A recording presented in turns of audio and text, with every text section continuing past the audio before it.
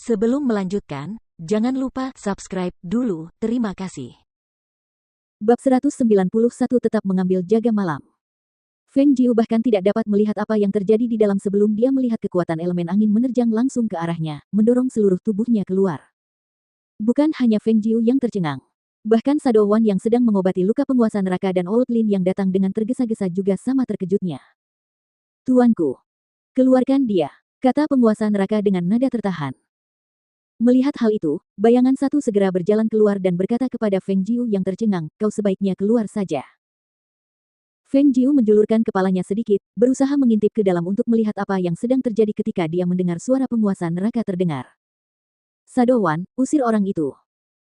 Mendengar itu, Feng Jiu segera menyelinap keluar sambil menggerutu tidak senang, "Bukan ideku untuk datang ke sini, kenapa harus berteriak? Itu tidak masuk akal." Kemudian Pak Tua Lin bergegas masuk sambil bertanya, "Di mana Tuan terluka?"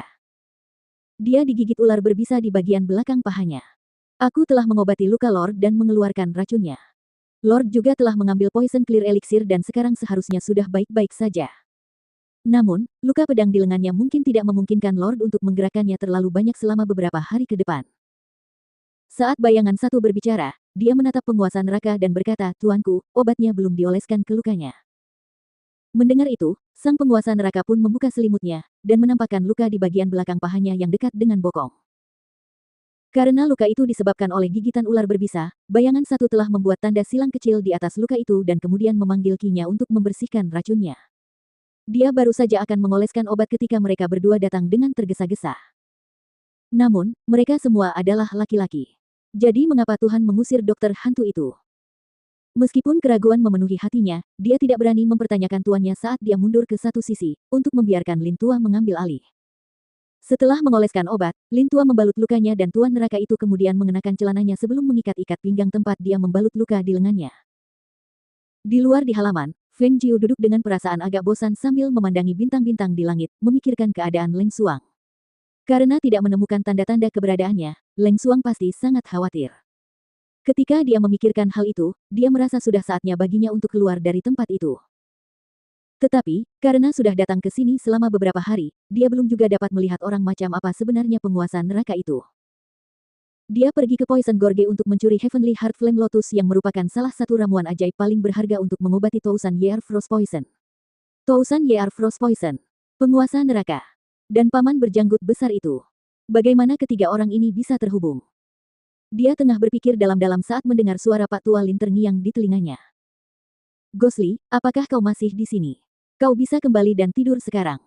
"Tuan baik-baik saja," kata Lin Tua dengan nada agak meminta maaf.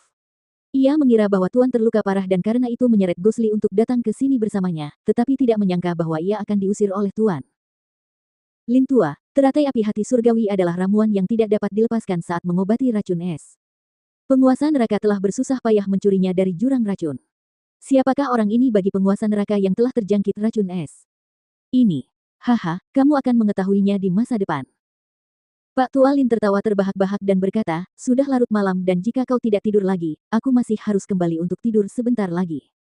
Aku sudah tua dan tidak sanggup lagi dibandingkan dengan anak muda sepertimu."